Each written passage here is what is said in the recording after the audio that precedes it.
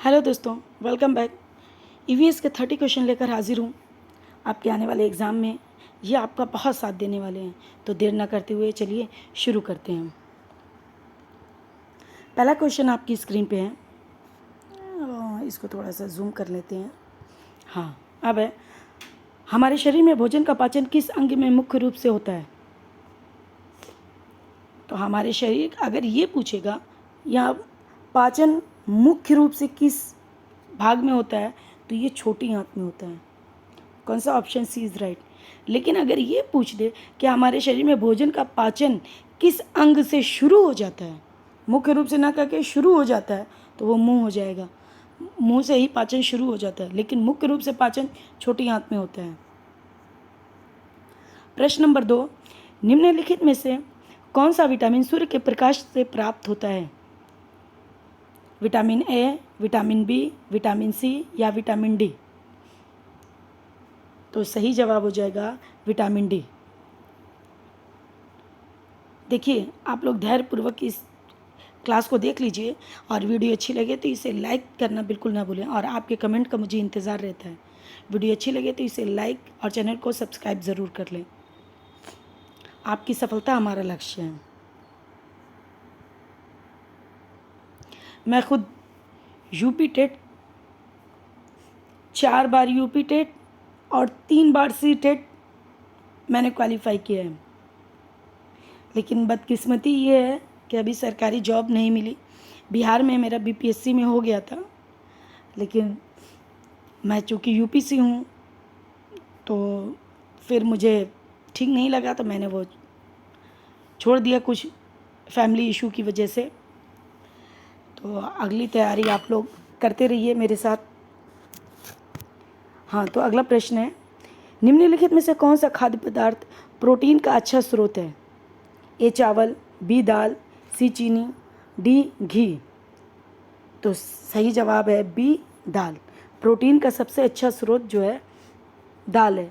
देखिए, प्रोटीन के स्रोत में अंडा भी एक ऑप्शन बहुत अच्छा है, दाल है, पनीर, सोयाबीन, ये सारे पनीर और ये सब चीज़ें प्रोटीन से भरपूर होती हैं।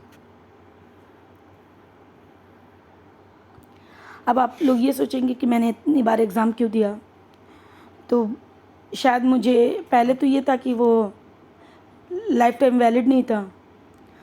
फिर उसके बाद ये मसला आया कि पढ़ाई पे बिल्कुल ब्रेक लग गया था, तो मैं सोची कि एग्ज़ाम देते रहेंगे तो सुपर टेट क्वालीफाई करने में बहुत आसानी हो जाएगी, लेकिन सुपर टेट मिला ही नहीं अब तक। वेट करते हैं, चलिए। लेकिन पहला पड़ाव है कि हम यूपी टेट क्वालीफाई कर लें। क्वेश्चन नंबर 4 है, दूध में सबसे अधिक कौन सा पोषक तत्व पाया जाता है? आपके ऑप्शन है A calcium, B iron, C iodine, D vitamin? तो सही जवाब हो जाएगा ए कैल्शियम। दूध में सबसे अधिक कैल्शियम पाया जाता है, दूध में सबसे अधिक कैल्शियम पाया जाता है। अगला प्रश्न है, प्रश्न नंबर 5, निम्नलिखित में से कौन सा संक्रामक रोग है? यानी संक्रामक रोग ऐसा रोग जो फैलता हो एक दूसरे से, जिसे छुआछूत भी कहते हैं। तो देखिए, मधुमेह यानी कि शुगर, तो ऐसा रोग है नहीं। उच्च रक्तचाप यानी blood pressure, high blood pressure, तो ऐसा नहीं है। कैंसर भी नहीं है। हैज़ा ऐसा रोग है जो संक्रामक रोग है। अगला प्रश्न है, प्रश्न नंबर 6, डेंगू किसके काटने से फैलता है? ए मक्खी, बी एडीज, सी मधुमक्खी, डी चींटी? तो सही जवाब हो जाएगा बी एडीज मच्छर। अच्छा, आप लोग ये बताइए, अगर आप ये सोचते हैं कि मैं क्वेश्चन पढ़ूं और डायरेक्ट आंसर दे दूं, अगर ऐसा चाहते हैं तो आप कमेंट में बताइए। और अगर ये चाहते हैं कि मैं चारों ऑप्शन पढूं, तब तक आपको टाइम मिल जाएगा कि सही आंसर तक पहुंचने का। तो आप कैसा चाहते हैं, डायरेक्ट मैं आंसर बता दूं या चारों ऑप्शन को देख लिया जाए उसके बाद आंसर पे जाएं? देखिए, आप लोग से जो सवाल पूछा जाए उसका जवाब ज़रूर दिया करिए।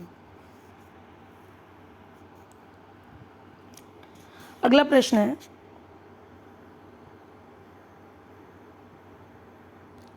हाथ धोने का सबसे उचित समय कौन सा है? केवल सुबह में? नहीं भाई, केवल सुबह में ही क्यों धोएंगे, केवल रात में, केवल, देखिए इसमें अक्सर केवल वाला जो ऑप्शन होता है वो ज़्यादातर गलत होता है, वो निगेटिव माना जाता है। हमेशा नहीं, लेकिन 90% ऐसा ही है। तो ऑप्शन बी इज़ राइट। भोजन से पहले और शौच के बाद हमें हाथ अवश्य धोना चाहिए। प्रश्न नंबर 8, निम्नलिखित में से कौन सा प्राकृतिक रेशा है? नेचुरल रेशा कौन सा है भाई?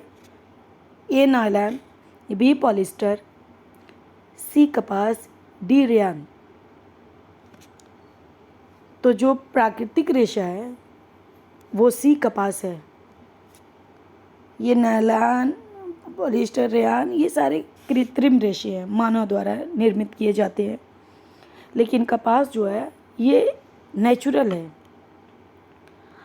अच्छा, ये बता सकते हैं कपास को, सबसे ज़्यादा कपास कहाँ उत्पन्न होता है, और कपास को उत्पन्न करने के लिए कौन सी मिट्टी सबसे अच्छी होती है? तो कपास काली मिट्टी में उगाया जाता है।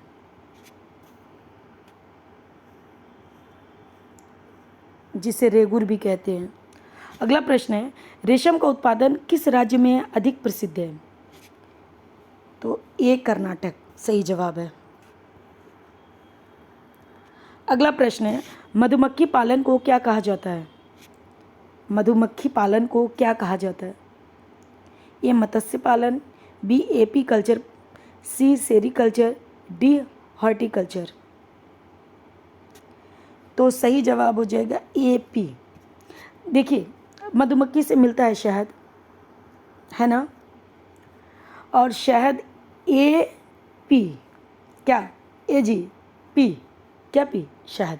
इस तरह से याद कर सकते हैं, क्योंकि बहुत सारे कन्फ्यूजन हो जाता है ना।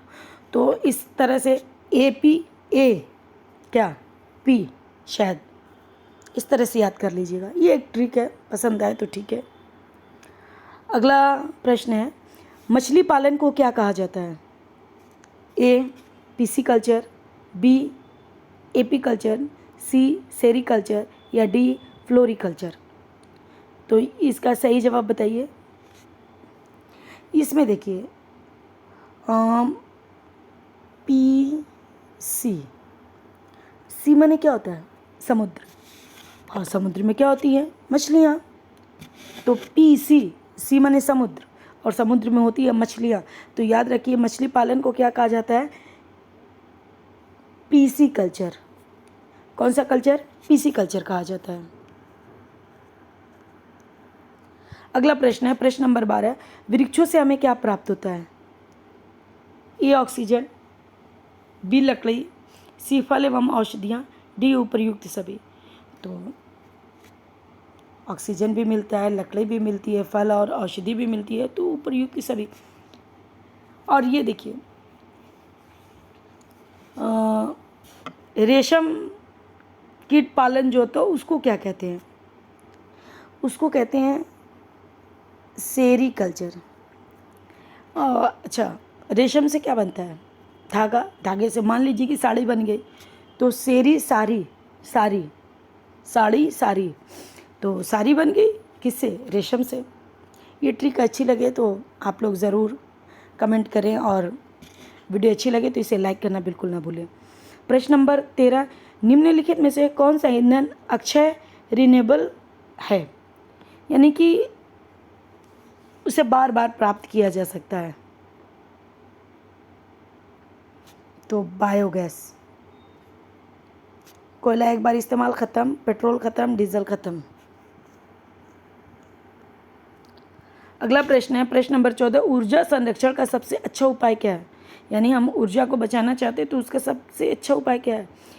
ए बिजली व्यर्थ जलाना, बी आवश्यकता न होने पर बिजली बंद करना, सी दिन में लाइट जलाना, डी पंखा लगातार जलाना। भाई व्यर्थ में क्यों हम बिजली जलाएंगे? दिन में लाइट क्यों जलाना? पंखा लगातार क्यों चलाना? अगर हैं तो ठीक है, कमरे में नहीं है तो बंद कर दें। सही जवाब हो जाएगा बी, आवश्यकता न होने पर बिजली बंद करना। तो एक जिम्मेदार नागरिक का ये फ़र्ज़ है कि अनावश्यक पानी और बिजली का ध्यान दें।